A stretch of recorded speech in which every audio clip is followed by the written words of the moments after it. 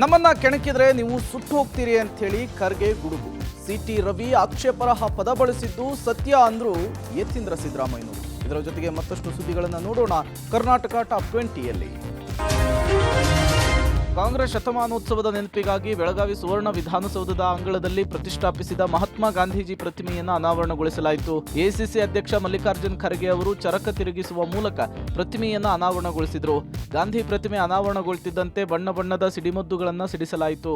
ಇದೇ ವೇಳೆ ಗದಗಿನ ಗ್ರಾಮೀಣಾಭಿವೃದ್ಧಿ ಮತ್ತು ಪಂಚಾಯತ್ ರಾಜ್ ವಿಶ್ವವಿದ್ಯಾಲಯದ ಲಾಂಛನವನ್ನ ಬಿಡುಗಡೆ ಮಾಡಲಾಯಿತು. ಕಾರ್ಯಕ್ರಮದಲ್ಲಿ ಮಾತನಾಡಿದ ಸಿಎಂ ಸಿದ್ದರಾಮಯ್ಯ, ಬಿಜೆಪಿಯವರು ಮಹಾತ್ಮ ಗಾಂಧಿ ಅವರನ್ನ ಹಿಂದೂ ವಿರೋಧಿ ಅಂತಾರೆ, ಆದ್ರೆ ಅದು ಅಪ್ಪಟ ಸುಳ್ಳು. ಗಾಂಧೀಜಿ ಅವರು ಯಾವಾಗಲೂ ರಾಮನಾಮ ಜಪವನ್ನ ಮಾಡ್ತಿದ್ರು. ಅವರಿಗೆ ಗೋಡ್ಸೆ ಗುಂಡು ಹೊಡೆದಾಗ್ಲೂ ಕೂಡ ಶ್ರೀರಾಮ್ ಶ್ರೀರಾಮ್ ಅನ್ನುತ್ತಲೇ ಉಸಿರು ನಿಲ್ಲಿಸಿದ್ರು. ಇನ್ನು ಅನಾರೋಗ್ಯದ ಕಾರಣದಿಂದ ಕಾಂಗ್ರೆಸ್ ನಾಯಕ ರಾಹುಲ್ ಗಾಂಧಿ ಕಾರ್ಯಕ್ರಮಕ್ಕೆ ಗೈರಾಗಿದ್ರು. ಬೆಳಗಾವಿನಲ್ಲಿ ನನಗೇನು ಗೌರವ ಸಿಕ್ತೋ ಅದನ್ನ ಬೇರೆ ಕಡೆ ನನಗೆಲ್ಲೂ ಸಿಕ್ತಿತ್ತೋ ಇಲ್ಲೋ ಗೊತ್ತಿಲ್ಲ. ಅದಕ್ಕಾಗಿ ನಾನು ಇಲ್ಲಿನ ಒಂದು ಸನ್ಮಾನ ನೀವು ಕೊಟ್ಟಿದ್ದು ನೋಡಿದ್ರೆ ನಾನು ನಿಮ್ಗೆಲ್ಲರಿಗೆ ಧನ್ಯವಾದಗಳನ್ನು ಹೇಳ್ತೇನೆ. ಗಾಂಧೀಜಿ ಹೇಳಿದ್ದು ನಿಮ್ ಬಗ್ಗೆ ಮಾತಾಡಿದ್ದು.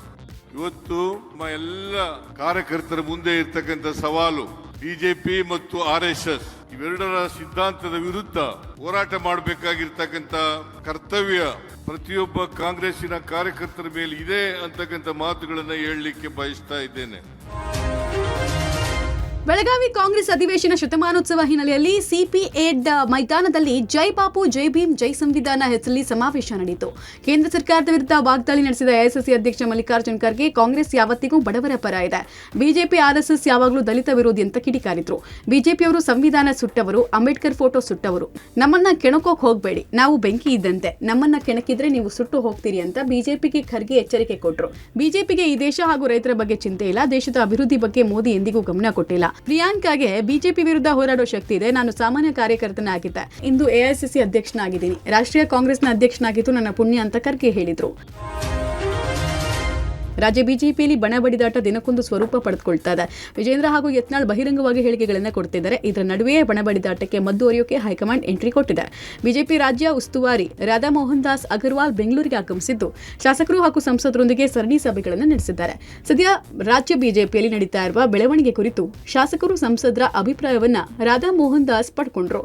ಅಲ್ಲದೆ ಕಟ್ಟಾ ಸುಬ್ರಹ್ಮಣ್ಯ ನಾಯ್ಡು ಮನೆಯಲ್ಲಿ ವಿಜೇಂದ್ರ ಬೆಂಬಲಿಗರು ಸಭೆ ನಡೆಸಿದ್ದಾರೆ. ಕೇವಲ ಶಾಸಕರು ಸಂಸದರ ಅಭಿಪ್ರಾಯವನ್ನು ಮಾತ್ರ ಪರಿಗಣಿಸಬಾರದು. ಮಾಜಿ ಶಾಸಕರು ವಿಧಾನ ಪರಿಷತ್ ಸದಸ್ಯರ ಅಭಿಪ್ರಾಯವನ್ನು ಹೈಕಮಾಂಡ್ ನಾಯಕರು ಆಲಿಸಬೇಕು ಅಂತ ವಿಜೇಂದ್ರ ಬಣದ ನಾಯಕರು ಒತ್ತಾಯಿಸಿದ್ದಾರೆ. BY ವಿಜೇಂದ್ರ ಅವರಿಗೆ ಅನುಭವದ ಕೊರತೆ ಇದೆ, ಹೀಗಾಗಿ ನಮ್ಮ ಪಕ್ಷದ ರಾಜ್ಯಾಧ್ಯಕ್ಷರ ಬದಲಾವಣೆ ಆಗಬೇಕು ಅಂತ ಶಾಸಕ BP ಹರೀಶ್ ಆಗ್ರಹಿಸಿದ್ದಾರೆ. ಮೇಲ್ಮನೆಯಲ್ಲಿ ಲಕ್ಷ್ಮೀ ಹೆಬ್ಬಾಳ್ಕರ್ ವಿರುದ್ಧ ಸಿಟಿ ರವಿ ಅವಾಚ್ಯ ಶಬ್ದ ಬಳಕೆಯ ಪ್ರಕರಣಕ್ಕೆ ಸಂಬಂಧಪಟ್ಟಂತೆ MLC ಯತೀಂದ್ರ ಸಿದ್ದರಾಮಯ್ಯನವರು CID ಮುಂದೆ ತಮ್ಮ ಹೇಳಿಕೆ ದಾಖಲಿಸಿದ್ದಾರೆ. MLC ಸಿಟಿ ರವಿ ಅವರು ಸಚಿವೆ ಲಕ್ಷ್ಮೀ ಹೆಬ್ಬಾಳ್ಕರ್ಗೆ ಆಕ್ಷೇಪಾರ್ಹ ಪದ ಬಳಕೆ ಮಾಡಿದ್ದು ನಿಜ, ನಾನದನ್ನು ಸ್ಪಷ್ಟವಾಗಿ ಕೇಳಿಸಿಕೊಂಡಿದ್ದೇನೆ ಅಂತ ಹೇಳಿ CID ಅಧಿಕಾರಿಗಳ ಮುಂದೆ ಯತೀಂದ್ರ ಸಿದ್ದರಾಮಯ್ಯನವರು ಹೇಳಿಕೆ ಕೊಟ್ಟಿದ್ದಾರೆ. ಮೇಲ್ಮನೆಯಲ್ಲಿ ನಾನು ಆ ದಿನ ಲಕ್ಷ್ಮೀ ಹೆಬ್ಬಾಳ್ಕರ್ ಪಕ್ಕದಲ್ಲಿಯೇ ಕುಳಿತಿದ್ದೆ. ರಾಹುಲ್ ಗಾಂಧಿ ವಿಚಾರವಾಗಿ ಬಿಜೆಪಿಯವರು ಗಲಾಟೆ ಮಾಡಿದ್ರು. ಈ ವೇಳೆ ನಾವು ಮಾತಿಗಿಳಿದ್ವಿ. ಆಗ ಸಿಟಿ ರವಿ ಅವಾಚ್ಯ ಪದ ಬಳಕೆ ಮಾಡಿದ್ದಾರೆ. ನಾನು ಅದನ್ನು ಸ್ಪಷ್ಟವಾಗಿ ಕೇಳಿಸಿಕೊಂಡಿದ್ದೇನೆ ಅಂತ ಹೇಳಿ CID ತನಿಖಾಧಿಕಾರಿ DYSP ಕೇಶವಮೂರ್ತಿ ಎದುರು ಹೇಳಿಕೆಯನ್ನು ದಾಖಲಿಸಿದ್ದಾರೆ. ಇನ್ನು ಬೆಳಗಾವಿಯಲ್ಲಿ ಸಿಟಿ ರವಿ ಅವರಿಗೆ ಮಾನಸಿಕ ಹಿಂಸೆ ಮತ್ತು ಎನ್ಕೌಂಟರ್ ಮಾಡುವ ಪ್ರಯತ್ನ ನಡೆದಿತ್ತು ಅಂತ ಹೇಳಿ ಬಿಜೆಪಿ ಶಾಸಕ ಅಭಯ್ ಪಾಟೀಲ್ ಹೇಳಿದ್ದಾರೆ. ಅವರಿಗೆ ಮಾನಸಿಕವಾಗಿ ಹಿಂಸೆ ಕೊಡುವಂಥದ್ದು ಮತ್ತು ಎನ್ಕೌಂಟರ್ ಮಾಡುವಂಥ ಪ್ರಯತ್ನ ಏನು ಆಗಿದ್ದದ ಅದನ್ನ ಅವ್ರ ಮೇಲೆ ಕಾನೂನು ಕ್ರಮ ಇರ್ಬೋದು, ಇತರ ಕ್ರಮಗಳನ್ನು ಕೈಗೊಳ್ಳುವ ದೃಷ್ಟಿಯಿಂದ ನಮ್ಮ ರಾಜ್ಯದ ನಾಯಕತ್ವ ವಿಫಲ ಆಗಿದೆ ಅನ್ನುವಂಥ ಮಾತನ್ನ ಕಾರ್ಯಕರ್ತರು ಮಾತಾಡೋದಾರ. ಮತ್ತು ನನಗೂ ಸತ್ಯ ಅನಿಸ್ತದೆ. ಯಾಕಂದ್ರೆ ಒಬ್ಬ ಶಾಸಕನನ್ನ ಬೇಕಾಯ್ದೆಶೀರವಾಗಿ ಅವನು ಹೊತ್ಕೊಂಡು ಹೋಗಿ ಈ ರೀತಿ ಟಾರ್ಚರ್ ಕೊಡುವಂತ ಮಾಡಿದ ನಂತರನು ನಮ್ಮ ನಾಯಕತ್ವ ಅಷ್ಟು ಗಂಭೀರವಾಗಿ ತಗೊಂಡಿಲ್ಲ ನನ್ನ ವೈಯಕ್ತಿಕ ಅಭಿಪ್ರಾಯ ಅದ. ಪಂಚಮಸಾಲಿ ಸಮುದಾಯದ ಮೀಸಲಾತಿ ಹೋರಾಟದ ವೇಳೆ ಪೊಲೀಸರು ಲಾಠಿ ಚಾರ್ಜ್ ಮಾಡಿರುವುದನ್ನು ಕೂಡಲ ಸಂಗಮದ ಪೀಠದ ಜಯಮೃತ್ಯುಂಜಯ ಶ್ರೀಗಳು ಖಂಡಿಸಿದ್ದಾರೆ. ದಾವಣಗೆರೆಯಲ್ಲಿ ಸಿಎಂ ಸಿದ್ದರಾಮಯ್ಯ ವಿರುದ್ಧ ಕಿಡಿಕಾರಿದ ಜಯಮೃತ್ಯುಂಜಯ ಶ್ರೀಗಳು, ಕರ್ನಾಟಕ ಇತಿಹಾಸದಲ್ಲಿ ಲಿಂಗಾಯತರ ಮೇಲೆ ಯಾರೂ ಕೂಡ ಹಲ್ಲೆ ಮಾಡಿರಲಿಲ್ಲ, ಲಿಂಗಾಯತರ ಮೇಲೆ ಮಾರಣಾಂತಿಕ ಹಲ್ಲೆ ರಾಜ್ಯ ಸರ್ಕಾರ ಕಾರಣ ಆಗಿದೆ ಹೀಗಂತ ಆರೋಪಿಸಿದ್ರು. ನಮ್ಮ ಹೋರಾಟ ಹತ್ತಿಕ್ಕೋಕೆ ಉದ್ದೇಶಪೂರ್ವಕವಾಗಿ ಪೊಲೀಸರಿಂದ ಹಲ್ಲೆ ನಡೆಸಲಾಗಿದೆ. ಇದುವರೆಗೂ ನಮಗೆ ಕ್ಷಮಾಪಣೆ ಕೇಳಿಲ್ಲ, ಹಲ್ಲೆ ಮಾಡಿದ ಅಧಿಕಾರಿಗಳ ಮೇಲೆ ಕ್ರಮ ಆಗಿಲ್ಲ. ಮಾನವ ಹಕ್ಕು ಆಯೋಗಕ್ಕೂ ನಮ್ಮ ವಕೀಲರು ದೂರು ಸಲ್ಲಿಸಿದ್ದಾರೆ. ಲಿಂಗಾಯತ ಹೋರಾಟವನ್ನು ಅಸಂವಿಧಾನಿಕ ಅಂತ ಸಿಎಂ ಸದನದಲ್ಲೇ ಹೇಳಿದ್ದಾರೆ. ಹೊಡೆದಿದ್ದು ಅಲ್ಲದೆ ಗಾಯದ ಮೇಲೆ ಬರೆ ಎಳೆದಂತೆ ಸಿಎಂ ಮಾತನಾಡಿದ್ದಾರೆ. ಮತ್ತೆ ಅವರ ಬಳಿ ಹೋಗಿ ಮೀಸಲಾತಿ ಕೇಳೋದಿಲ್ಲ. ರಾಜ್ಯ ಸರ್ಕಾರ ಮಾಡಿದ ಅನ್ಯಾಯದ ಬಗ್ಗೆ ಜನರಿಗೆ ತಿಳಿಸ್ತೇನೆ ಅಂತ ಹೇಳಿದರು. ರೇಷನ್ ಕಾರ್ಡ್ ತಿದ್ದುಪಡಿಗೆ ಜನವರಿ 31 ಕೊನೆಯ ದಿನ ಅಂತೇಳಿ ವದಂತಿ ಹಬ್ಬಿಸಲಾಗಿದೆ. ಇದರಿಂದ ರಾಜಾಜಿನಗರದ ಬೆಂಗಳೂರಿನ ಒಂದು ಕೇಂದ್ರದಲ್ಲಿ ಬೆಳ್ಳಂಬೆಳಗ್ಗೆ ಸಾವಿರಾರು ಜನರು ರೇಷನ್ ಕಾರ್ಡ್ ತಿದ್ದುಪಡಿಗಾಗಿ ಕಿಲೋಮೀಟರ್ ಗಟ್ಟಲೆ ಕ್ಯೂ ನಿಂತಹ ದೃಶ್ಯ ಕಂಡುಬಂತು.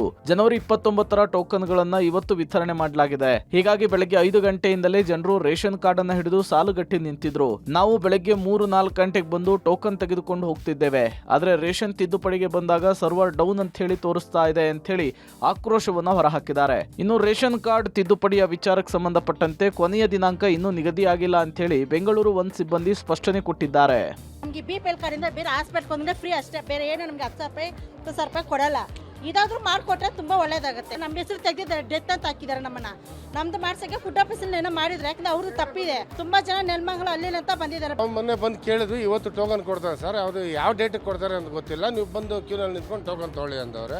ಅದರಿಂದ ಬಂದಿದ್ದೀವಿ. 30ನೇ ತಾರೀಕು ತನಕ ಕೊಟ್ಟಿದ್ದಾರಂತೆ ಟೋಕನ್, 10ನೇ ತಾರೀಕು ತನಕ ಕೊಡ್ತಾರಂತೆ. ಬೆಂಗಳೂರಿನಲ್ಲಿ ಇತ್ತೀಚೆಗೆ BMTC ಚಾಲಕನೊಬ್ಬ ರೀಲ್ಸ್ ನೋಡುತ್ತಾ ಬಸ್ ಓಡಿಸ್ತಾ ಇದ್ದ ವಿಡಿಯೋ ವೈರಲ್ ಆಗಿತ್ತು. ಇದರ ಬೆನ್ನಲ್ಲೇ ಸೋಷಿಯಲ್ ಮೀಡಿಯಾದಲ್ಲಿ ಸಾಕಷ್ಟು ಆಕ್ರೋಶ ಕೂಡ ವ್ಯಕ್ತವಾಗಿತ್ತು. ಹೀಗಾಗಿ ಸುರಕ್ಷತಾ ಚಾಲನೆಯ ಬಗ್ಗೆ BMTC ಚಾಲನಾ ಸಿಬ್ಬಂದಿಗಳಿಗೆ ಒಂದಿಷ್ಟು ಮಾರ್ಗಸೂಚಿ ಹೊರಡಿಸಿದೆ. ಬಸ್ ಚಾಲಕರು ಸಂಚಾರಿ ನಿಯಮಗಳನ್ನು ಕಡ್ಡಾಯವಾಗಿ ಪಾಲಿಸಬೇಕು. ವಾಹನಗಳನ್ನು ಅಡ್ಡಾದಿಡ್ಡಿ ನಿಲ್ಲಿಸಬಾರದು. ಚಾಲನೆಯ ವೇಳೆ ಮೊಬೈಲ್ ಬಳಕೆ, ಬ್ಲೂಟೂತ್ ಬಳಸುವಂತಿಲ್ಲ. ಅನಗತ್ಯ ಓವರ್ಟೇಕ್ ಹಾಗೂ ಇತರ ವಾಹನಗಳೊಂದಿಗೆ ಸ್ಪರ್ಧೆ ಮಾಡುವಂತಿಲ್ಲ. ಹಾಗೆಯೇ ಸುಖಾಸುಮ್ಮನೆ ಏರ್ ಹಾರ್ನ್ ಮಾಡುವಂತಿಲ್ಲ. ಚಾಲಕರ ಆಸನದ ಹಿಂಭಾಗದ ಅಥವಾ ಪಕ್ಕದಲ್ಲಿ ಪ್ರಯಾಣಿಕರನ್ನು ನಿಲ್ಲಿಸಿ ಅನಗತ್ಯ ಸಂಭಾಷಣೆ ನಡೆಸುವಂತಿಲ್ಲ. ಪ್ರಯಾಣಿಕರು ಇಳಿದು ಹತ್ತಿರೋದನ್ನ ಖಾತರಿಪಡಿಸಿಕೊಂಡು ಬಾಗಿಲನ್ನು ಮುಚ್ಚಿದ ನಂತರ ವಾಹನವನ್ನ ಚಾಲನೆ ಮಾಡಬೇಕು. ಪ್ರಯಾಣಿಕರ ಜೊತೆಗೆ ಸೌಜನ್ಯದಿಂದ ವರ್ತಿಸಬೇಕು ಅಂಥೇಳಿ ಮಾರ್ಗಸೂಚಿಯಲ್ಲಿ ತಿಳಿಸಲಾಗಿದೆ.